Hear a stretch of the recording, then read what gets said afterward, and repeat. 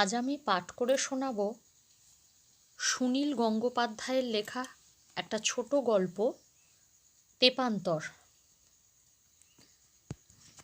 আকাশে একবার মেঘ ডাকতেই আমার বুকটাও গুড়গুড় করে উঠল। রবি কোথায় নিয়ে যাচ্ছে আমাকে? এরপর যে ঝড় বৃষ্টি শুরু হলে কিছুই দেখতে পাবো না। অনেক দিন থেকেই রবি আমাকে বলছিল একদিন সে আমাকে একটা প্রজাপতির দেশ দেখাবে। একবার সে নৌকোয় করে যেতে যেতে 3 বাঁকের চরে হাজার হাজার প্রজাপতি দেখেছে, ছোট বড় মাঝারি নানা রকমের। এক একটা প্রজাপতি নাকি ঘুড়ির মতো প্রকাণ্ড। 3 বাঁকের চরে অনেক সূর্যমুখী ফুল ফোটে। অনেকে বলে সেখানে জলকন্যাদের দেখা যায় মাঝে মাঝে। প্রজাপতিরা তাদের ঢেকে রাখে। আমি তো গেছি কলকাতা শহর থেকে। আমি নৌকো চালাতে জানি না, সাঁতার জানি মোটামুটি, তাও কোনোদিনও নদীতে সাঁতার দিইনি। কে আমাকে 3 বাঁকের চরে নিয়ে যাবে? বাবা চাকরিতে বদলি হয়ে বিদেশে চলে গেছেন, তাই আমরা চলে এসেছি গ্রামের বাড়িতে। ভর্তি হয়েছি এখানকার স্কুলের ক্লাস 8-এ। আমাদের ক্লাসের সবচেয়ে দুর্দান্ত ছেলেই রবি। সে তত্তর করে খেজুর গাছে উঠতে পারে, গাছের ডগা থেকে লাফিয়ে পড়ে পুকুরে। একবার সে খালি হাতে একটা সাপের ল্যাজ ধরে বোঁ বোঁ করে মাথার ওপর ঘুরিয়েছিল। আমার কাছে একটা মাউথ অর্গান ছিল। রবি আমাকে বলেছিল, তোর ওই বাজনাটা আমাকে দিবি? তার বদলে তোকে আমি এমন প্রজাপতির দেশ দেখাবো যা তুই জন্মে দেখিসনি। নদীর মাঝখানের চরে সূর্যমুখী ফুলের বাগান। সেখানে কখনো কখনো উঠে আসে জলকন্যারা। তাদের ঘিরে থাকে হাজার হাজার প্রজাপতি। এরকম জায়গা কি সত্যিই কোথাও আছে? রবির কথাটা অবিশ্বাস করাও যায় না। মাঝে মাঝেই আমি সেই প্রজাপতির দেশে স্বপ্ন দেখি। একদিন স্কুল ছুটি হয়ে গেল ফার্স্ট পিরিয়ডে। হেডমাস্টার মশাই গভর্নমেন্টের কাছ থেকে কি যেন একটা প্রাইজ পেয়েছেন। সেই জন্য আমি একা একা বাড়ি ফিরে আসছি। হঠাৎ পেছন থেকে রবি আমার কাঁধ চাপড় মেরে বলল, এই নীলু, আজ যাবি? রাস্তার ধারেই একটা খাল, সেখানে একটা নৌকো বাঁধা। রবি সেই নৌকোর কাছে আমাকে নিয়ে গেল। আমি জিজ্ঞেস করলুম, নৌকো কে চালাবে? রবি ঠোঁট উল্টে বলল, আমিই চালাবো। নৌকো চালানো কি এমন একটা ব্যাপার? আমি নৌকোয় উঠতে যেতেই রবি বলল, বই খাতাগুলো দে। ওগুলো নিয়ে যাবার দরকার নেই। দৈবের কথা তো বলা যায় না। সাঁতার জানিস তো?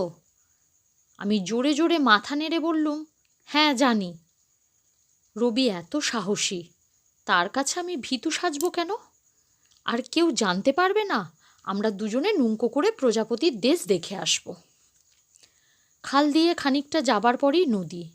এই নদীর নাম কলাবতী। তারপর এক ভাগ ঘুরলি অন্য নদী, তার নাম চাঁপাই। কলাবতীর চেয়ে চাঁপাই অনেক বড়। এদিকে কোনো বাড়িঘর নেই, দুদিকে শুধু ধুধু মাঠ। সেই মাঠের ওপর থেকে হাতির পালের মতো ধেয়ে আসছে কালো কালো মেঘ। একসময় চড়াত করে বিদ্যুৎ খেলে গেল আকাশে। জুঁই ফুলের মতন 1 ফোঁটা 2 ফোঁটা বৃষ্টি পড়ছে মাঝে মাঝে। এর মধ্যেই কালো হয়ে এলো আকাশ।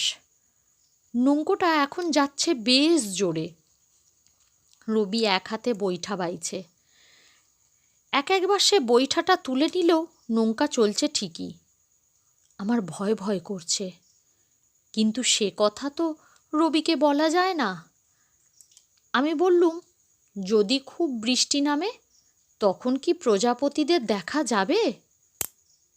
রবি উত্তর না দিয়ে আকাশের দিকে তাকালো। আমি বললুম, রবি, আজ ফিরে গেলে হয় না? রবি বলল, হুম। তারপরই আবার বিদ্যুৎ চমকের সঙ্গে বাজের শব্দ। ঝড় উঠল শনশন করে। নৌকোটা ভীষণভাবে দুলছে। আমি চিৎকার করে বললুম, রবি, এবার ফিরে চলো।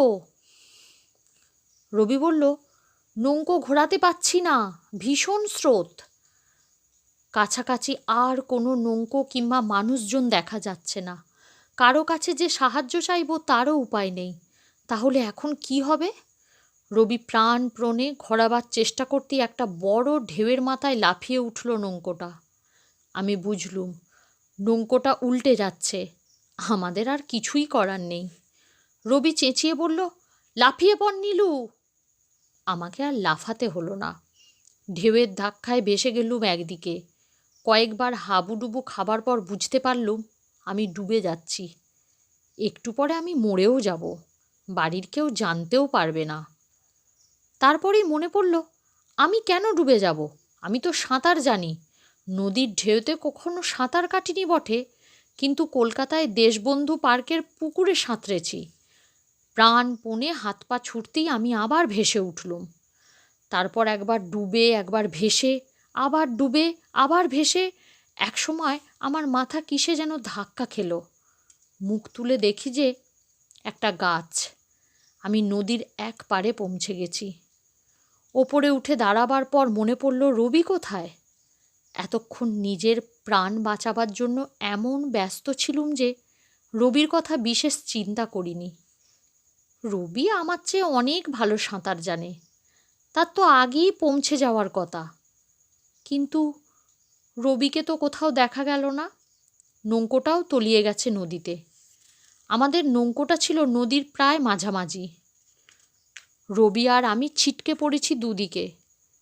তাহলে কি আমি নদীর এক পাড়ে এসে পৌঁছেছি? রবি চলে গেছে অন্য পাড়ে? নদীর ওপার বৃষ্টিতে ঝাপসা হয়ে গেছে।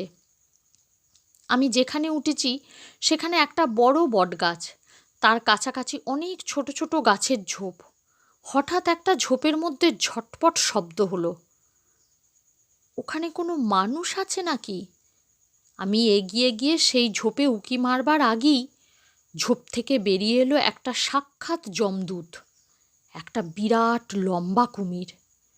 আমি কোনো দিনও এত কাছ থেকে কুমির দেখিনি। কুমিরের চোখ যে এত ভয়ঙ্কর হয় তা জানতুম না। সেই চোখের দিকে তাকালে যেন চুম্বকে টেনে ধরে। পালাবার কথাও মনে পড়ে না। কুমিরটার মুখের মধ্যে অন্য একটা জন্তু রয়েছে। সেটা কুকুর না শেয়াল তা ঠিক বোঝা গেল না। জন্তুটা ছটফট করছে এখনও। কুমিরটা জ্বলন্ত চোখে আমার দিকে তাকিয়ে রইল কয়েক পলক। বোধহয় ভাবল মুখের খাবারটা ফেলে দিয়ে আমাকে ধরবে কি না। তারপর মন ঠিক করে সে সস্বর করে নেমে গেল নদীর জলে। এই নদীতে কুমির আছে? রবি তো সে কথা একবারও বলেনি আমাকে। কুমির থাকলে আর সে নদীতে সাঁতার জানা কিংবা না জানা একই কথা। এতক্ষণ আমায় যে কুমিরে খেয়ে ফেলেনি সে তো আমার 7 পুরুষের ভাগ্য। কুমিরটা জলে নেমে যেতেই আমি ঊর্ধ্বশ্বাসে দৌড় মারলুম। কোথায় যাচ্ছি, কোন দিকে যাচ্ছি কিছুই জানি না। খালি মনে হচ্ছে কুমিরটা জলে নেমে ওর শিকারটা রেখে এসে আবার আমায় তাড়া করবে। একবার এক জায়গায় আছাড় খেয়ে পড়ে গেলুম। চট করে পেছনে তাকিয়ে দেখি, না, কুমির টুমির কিছু আসছে না। বৃষ্টি অনেকটা কমে এসেছে। সামনে ধুধু মাঠ। কোথাও একটা বড় গাছও নেই। বাড়িঘর তো দূরের কথা। রবির কথা শুনে আমি কি বিপদে পড়লুম? আর কি কোনো দিনও বাড়ি ফিরতে পারবো? কোথায় বলেছিল সূর্যমুখী ফুলের বাগান, জলকন্যা আর প্রজাপতি দেখব। তার বদলে সপসপে ভিজে গায়ে আমি কুমিরের তাড়া খেয়ে হাঁপাচ্ছি। এক্ষুনি আর দৌড়বার ক্ষমতাও নেই। এই অবস্থাতেও মনে পড়ল, ভাগ্যিস বই খাতাগুলো সঙ্গে আনিনি, আনলে সব নষ্ট হয়ে যেত। রবি সেগুলো রেখে এসেছে একটা দোকানে। রবি কি জানতো হঠাৎ নৌকা ডুবে যেতে পারে? চাঁপাই নদীতে যে কুমির আছে তাও কি জানতো রবি?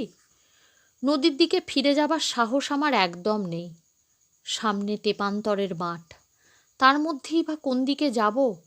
খানিকক্ষণ জিরোবার পর হাঁটতে লাগলুম আস্তে আস্তে। আস্তে আস্তে অন্ধকার হয়ে আসছে। আকাশের যা অবস্থা, আবার বৃষ্টি হতে পারে। এই মাঠের মধ্যে আমাকে একা একা থাকতে হবে নাকি? হঠাৎ থপ স্থপ শুনে আমি ভয় পেয়ে লাফিয়ে উঠলুম। এখানে আবার কি? তাকিয়ে দেখি একটা মস্ত বড় কোলা ব্যাঙ। ব্যাঙ দেখে ভয় পাবার কিছু নেই ঠিকই, কিন্তু যেখানে ব্যাঙ থাকে সেখানেই নাকি সাপ থাকে। চারিদিকে তাকিয়ে দেখলুম, না, সাপটাপ দেখা যাচ্ছে না। ব্যাঙটা তার ড্যাব ড্যাবে চোখ মেলে আমাকে দেখছে। আমার সঙ্গে চোখাচুকি হতে সে মস্ত মস্ত চারখানা লাফ মেরে অনেকটা দূরে চলে গেল, কিন্তু পালালো না। সেখানে থেমে গিয়ে মুখ ঘুরিয়ে দেখতে লাগলো আমাকে। আমার মনে হলো ব্যাঙটা যেন আমাকে ডাকছে। যা, তা কি হতে পারে? ব্যাঙ কেন মানুষকে ডাকবে? মানুষ দেখলে তো তার ভয় পাবার কথা। কিন্তু এই তেপান্তরের মাঠের মধ্যে আমি এক্কেবারে একা। ব্যাঙটাই আমার একমাত্র জীবন্ত প্রাণী। ব্যাঙটা দূরে চলে গেলে আর কেউ থাকবে না। ব্যাঙটা যেভাবে লাফিয়েছিল আমিও ঠিক সেইভাবেই লাফিয়ে লাফিয়ে ওর পেছনে এসে দাঁড়ালুম।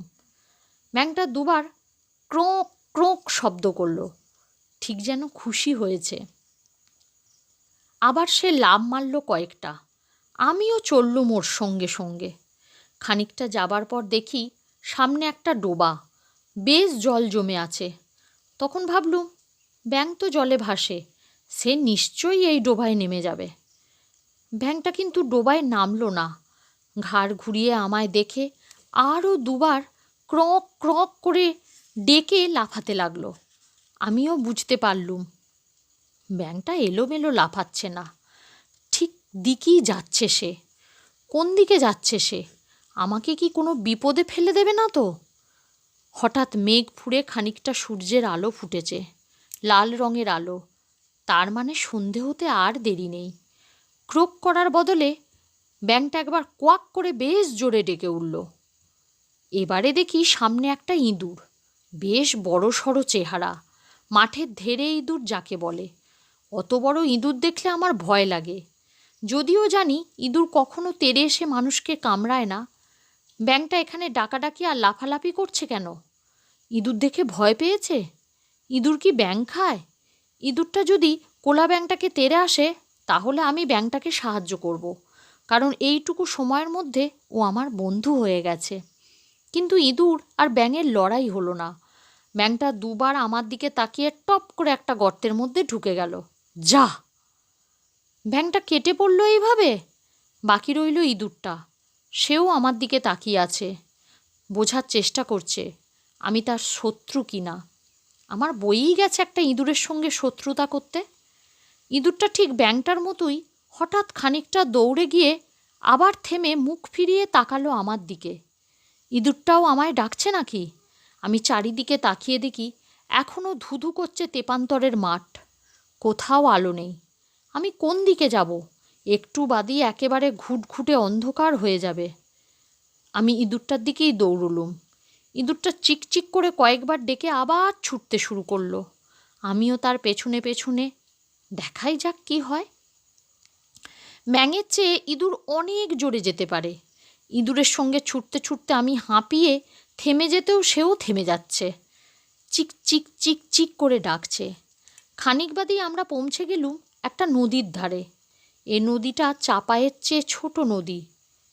তবে কি এটা কলাবতী কিংবা অন্য কোনো নদী? এখানেও কি কুমির আছে? একটুখানি দম নিয়ে মুখ তুলে দেখি একটা পালতোলা নৌকো যাচ্ছে। নৌকোর ছইয়ের মধ্যে দুলছে লণ্ঠন। আমি চিৎকার করে উঠলুম, ও মাঝি, ওগো তোমরা নৌকোয় কে আছো? আমাকে তুলে নাও, আমি রাস্তা হারিয়ে ফেলেছি। দু তিনবার ডাকতেই নৌকোটা মুখ ফেরালো। আমার বুক আনন্দে ধকধক করে উঠল। তবে কি শেষ পর্যন্ত বেঁচে যাব? নৌকোটা তীরের কাছাকাছি আসার পর একজন জিজ্ঞেস করলো, কে গো, কে ডাকছিলে? আমি দুহাত তুলে বললুম, আমি, এই যে আমি। একটা টর্চের আলো এসে পড়ল আমার মুখে। তারপর নৌকোটা আরও কাছে চলে এলো। আমি দৌড়ে গিয়ে এক লাফে উঠে পড়লুম সে নৌকোয়। তারপরই অজ্ঞান। জ্ঞান ফিরল খানিকটা বাদেই। দেখি যে সেই নৌকোয় রয়েছেন আমার ছোট কাকার বন্ধু রমেন কাকু। তিনি খুব চিন্তিতভাবে বললেন, কী রে নীলু, তোর কি হয়েছে? তুই এখানে কি করে এলি? আমি লজ্জায় আস্তে আস্তে বললুম আমার আর রবির অ্যাডভেঞ্চার কাহিনী। নৌকোর একজন মাঝি বলল, চাঁপাই বড় বাজে নদী, 2-4টে কুমির খুব উৎপাত করছে, তবে নদীর ওধারে গেলে ভয় ছিল না, সেখানে মানুষজন থাকে, এধারে তেপান্তরের মাঠ, বড় ভয়ের জায়গা, ওখানে রাত্রিরের আলোয় ভূত বেরোয়, লোকে অন্ধকারে ওই মাঠের মধ্যে গেলে আর দিক খুঁজে পায় না, এদিক ওদিক ঘুরতে ঘুরতে ঘুরতে ঘুরতে শেষ পর্যন্ত মারা যায়। রমেন কাকু জিজ্ঞেস করলেন, তুই ওই তেপান্তরে মাঠে পড়েছিলি? খুব জোর বেঁচে গেছিস নীলু, তোকে কে পথ দেখিয়ে এই নদীর ঘাটে নিয়ে এলো? আমি চুপ করে রইলুম। এর কি উত্তর দেব? যারা আমাকে পথ দেখিয়েছে তাদের নাম বললে কেউ বিশ্বাস করবে? গল্প পাঠ ভালো লাগলে লাইক, কমেন্ট, শেয়ার করবেন। আর আরও গল্প শুনতে হলে চ্যানেলটিকে সাবস্ক্রাইব করবেন। নমস্কার।